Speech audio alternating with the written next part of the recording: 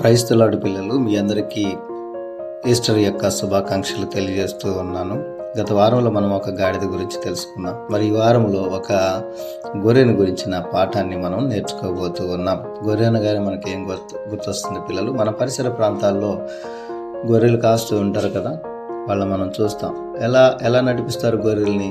మందకు ముందుగా వెళతా ఉంటే అవన్నీ ఆ కాపరిని ఫాలో అయ్యి వెళ్తా ఉంటాయి. వేరే మార్గం అనేది తెలియదు వాటికి. కాపరి చూపించిందే మార్గం అనుకొని వెళ్తూ ఉంటాయి.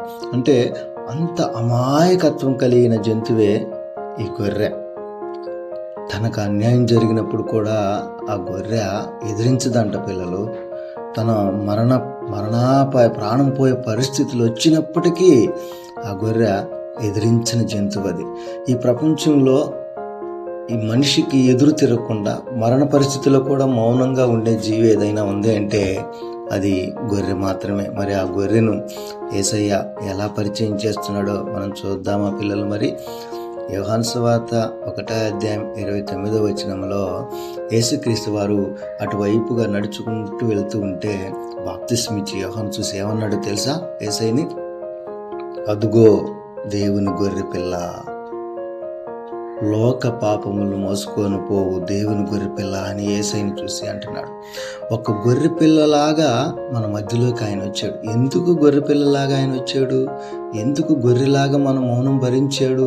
ఎందుకు గొర్రెలాగా అంత విధేయత చూపాడు అనేది మనం ఇంకా తెలుసుకుందాం ఆ పిల్లలు. మరి ఇంకొక లేఖనంలో ఏం రాసి ఉందో చూద్దాం. మరి యెషయా గ్రంథము 53 మనకి ఇలా రాసి, మనం అందరము దారి తప్పిపోయిన గొర్రెల్లాగా బ్రతుకుతున్నప్పుడు, మన ఇష్టానుసారంగా మనం జీవిస్తున్నప్పుడు, మనల్ని దారిలో పెట్టడానికి, మన ఇష్టమే ఆయన ఇష్టంగా మార్చుకోవడానికి దేవుడు ఏం చేశాడంటే ఒక గొర్రె రూపంలోనే మన మధ్యలోనికి వచ్చాడు పిల్లలు. 53:7 ఏం రాసిందో తెలుసా పిల్లలు? అతడు దౌర్జన్యము నొందిను, బాధింపబడినను నోరు తెరవలేదు. వదకు తేబడిన గొర్రె పిల్లల బొచ్చు కత్తిరించు వాని ఎదుట గొర్రె మౌనంగా ఉన్నట్లు అతడు ఉండిపోయాడంట పిల్లలు. మనందరినీ సరైన దారిలో పెట్టడానికి, గొర్రెల్లాగా దారి తప్పిపోయిన మనల్ని దారిలో పెట్టాలంటే దేవుడు కూడా ఒక గొర్రె పిల్ల స్థానంలో గొర్రెలాగానే వచ్చాడు. అతనికి అన్యాయం జరుగుతుందంట. సిలువేసే సంగతి మీకు అందరికీ తెలుసు కదా పిల్లలు. సిలువేసినప్పుడు యేసయ్య చేతుల్లో సేళ్ళు కొట్టారు తెలుసా? యేసయ్య తలకు ముళ్ళ కిరీటం పెట్టారు. యేసయ్య ఒంటి మీద బట్టలన్నీ తీసేశారు. యేసయ్యని కొరడాలతో చిత్రహింసలు పెట్టి కొట్టారు. యేసయ్యని పక్కలో బల్లెంతోటి పొడిచారు. ఎన్నో హింసలకు గురయ్యాడు. కానీ ఆ గొర్రె ఉన్న మౌనమే యేసయ్యని వ్యక్తపరిచాడు. అన్నిటినీ ఎందుకు ఓర్చుకుంటున్నావయ్యా? ఏందయ్యా ఇంత శ్రమ పడుతున్నావు నువ్వు అంటే అప్పుడు యేసయ్య అన్నాడంట, ఏమన్నాడు తెలుసా? నా తండ్రి ఇష్టాన్ని నేను నెరవేరుస్తున్నాను. పాపమే దారి తప్పిపోయిన గొర్రెలందరి కోసం ఒకే ఒక గొర్రె పిల్ల బలవ్వాలి, అది నేను బలవుతున్నాను అని చెప్పి యేసయ్య మనందరిని దారిలో పెట్టడానికి ఆయన శిలువ మరణాన్ని పొందాడు పిల్లలు. ఆదికాండము 22:13 ఇక్కడ ఒక సందర్భాన్ని మనం చూస్తాం. మరి అబ్రహాం మీ అందరికీ తెలుసు కదా. అబ్రహాంకి ఒక కొడుకున్నాడు. ఆయన పేరేం పేరు? ఇస్సాకు. అబ్రహాంతో దేవుడు ఏమన్నాడు తెలుసా? అబ్రహామా, నీ ఒక్కగానొక్క కుమారుడిని తీసుకొచ్చి నాకు బలి అంటాడు. అప్పుడు అబ్రహాంకు చాలా బాధేసిందంట. అయ్యో, ఒక్క కుమారుడే కదయ్యా, మరి నీకు బలిస్తే నాకు కొడుకు ఉండడు కదా అని దేవుణ్ణి ప్రశ్నించకుండా, దేవునికి ఎదురు చెప్పకుండా అబ్రహాము, సరే ప్రభువా, నా కుమారుణ్ణి నీకు బలిస్తానయ్యా అని చెప్పి ఆ కుమారుణ్ణి తీసుకెళ్ళాడంట. ఒక కొండ మీదకి తీసుకెళ్ళి కట్టెలు పేర్చి అన్ని సిద్ధం చేసి ఆ కట్టెల మీద ఇస్సాకును పడుకోబెట్టి బలివ్వటానికి కత్తి పైకెత్తాడంట. అప్పుడు దేవుడు ఏమన్నాడో తెలుసా పిల్లలు?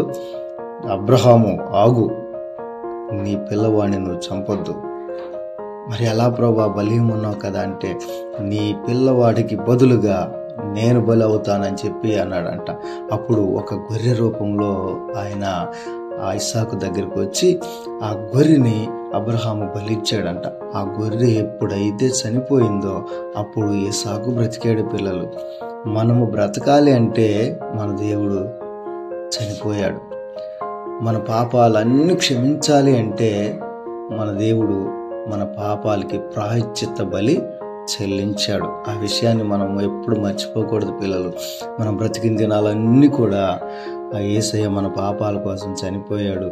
యేసయ్య మన పాపాల కోసం ఎన్నో ఓర్చుకున్నాడు. ఈ విషయాన్ని మన మైండ్లో ఎప్పుడు స్థిరపరుచుకోవాలి, ఫీడ్ చేసుకోవాలి మన మైండ్లో.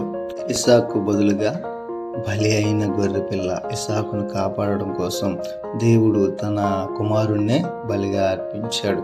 అప్పుడు ప్రకటన గ్రంథం 21వ అధ్యాయము 23వ వచనంలో ఏముందో తెలుసా పిల్లలు? ఆ చనిపోయిన ఆ గొర్రె పిల్ల మరలా తిరిగి బ్రతికి అనేక గొర్రెలకు వెలుగుగా ఉండిపోయిందంట. వెలిగించే గొర్రెపిల్లగా ఉండిపోయిందంట. ఆ పరలోక పట్టణంలో ఆ గొర్రెపిల్ల ఎలా ఉందో తెలుసా పిల్లలు? సూర్యుడు లేకుండా, చంద్రుడు లేకుండా, నక్షత్రాలు లేకుండా దగ దగ దగ దగ మెరిసిపోతున్న ఆ గొర్రెపిల్ల. ఇప్పుడు చెప్పండి పిల్లలు, దేవుని ఒక గొర్రె పిల్లలాగా మన మధ్యలోకి ఎందుకు వచ్చాడో తెలిసిందా మీకు? మరి దేవుడు మనము గొర్రెలుగా ఉండి దారి తప్పిపోయినప్పుడు మనల్ని దారిలో పెట్టడానికి ఆయన ఒక గొర్రె పిల్లలాగా మన మధ్యలోకి వచ్చాడు. మరి మనం అనేకమైన పాపాలు చేసినప్పుడు ఆ పాపాలకు ప్రాయశ్చిత్తంగా వదకు తేబడిన గొర్రెపిల్ల వలె మన పాపాల కోసం ఆయన చనిపోయాడు. చనిపోయిన తర్వాత మరలా పునరుత్థానుడై 3వ దినాన లేచాడు. దీన్నే మనము ఈస్టర్ పండుగ అంటాం. ఈ రోజున దేవుడు మన పాపాల కోసం చనిపోయి మరలా మన కోసము పునరుత్థానుడై లేచినటువంటి రోజు. దాన్నే మనము ఈస్టర్ పండుగ అంటాము పిల్లలు. మరి నేటి కంఠస్థ వాక్యాన్ని మనం చూద్దామా? మరి యోహాను సువార్త 10వ అధ్యాయము 27వ వచనంలో ఇలా రాసింది పిల్లలు, నా గొర్రెలు నా స్వరము వినును, నేను వాటిని ఎరుగుదును, అవి నన్ను వెంబడించును. ఒకవేళ మనము దేవుని గొర్రెల్లాగా ఉంటే దేవుని వెంబడించే వారంగా ఉంటాం. ఒకవేళ మనం దేవుని గొర్రె పిల్లల్లాగా మనం ఉంటే, దారి తప్పిపోయిన గొర్రెల్ని సరిచేసిన గొర్రెలుగా మనం ఉంటే ఆయన మాట వింటాము, ఆయన వెంబడిస్తాము. అప్పుడు మనకేం చేస్తాడో తెలుసా పిల్లలు? ఆయన పరలోక రాజ్యంలో ఎలాగైతే వెలిగే గొర్రెగా ఉన్నాడో మనము కూడా పరలోక రాజ్యంలో కాకుండా ఇక్కడ భూలోకంలో వెలిగే గొర్రెగా మనం ఉంటాం. అనేక మందికి క్రీస్తు వైపు తిప్పేవారముగా మనం ఉంటాము. అందుకనే మనం తెలుసుకున్నాము, గొర్రెలాగా మనము మౌనంగా ఉండాలి. గొర్రె ఎలాగైతే విధేయత కలిగి ఉందో అలా విధేయత కలిగి ఉండాలి. దేవుడు మన కోసం వదకు తేబడిన గొర్రె పిల్లలాగా మౌనంగా ఉన్నాడు కనుక మనం కూడా ఆయన వెంబడించేటప్పుడు, ఆయన సన్నిధికి వెళ్ళేటప్పుడు, ఆయన వాక్యాలు మనం నేర్చుకుంటున్నప్పుడు సాత్వికంతో బ్రతకాలి పిల్లలు. దేవుని గుణగానాలు మనలో కూడా ఉండాలి. మనం కోపగించుకోకూడదు, ఊరకనే కోపగించుకోకూడదు, పెద్దవారికి ఎదురు తిరగకూడదు. ఏదైనా లోబడే స్వభావాన్ని మనము కలిగి ఉండాలి. మీ తల్లిదండ్రులకు కానివ్వండి, మీ ఉపాధ్యాయులకు కానివ్వండి, మీ దైవజనులకు కానివ్వండి, మీ టీచర్స్ కానివ్వండి, ఎవరికైనా సరే లోబడి ఉండడం అనేది దేవుడు మనకి నేర్పిస్తూ ఉన్నాడు. తగ్గింపు కలిగి ఉండడం అనేది ఈ గొర్రెలో నుంచి మనము నేర్చుకుంటున్నాం పిల్లలు.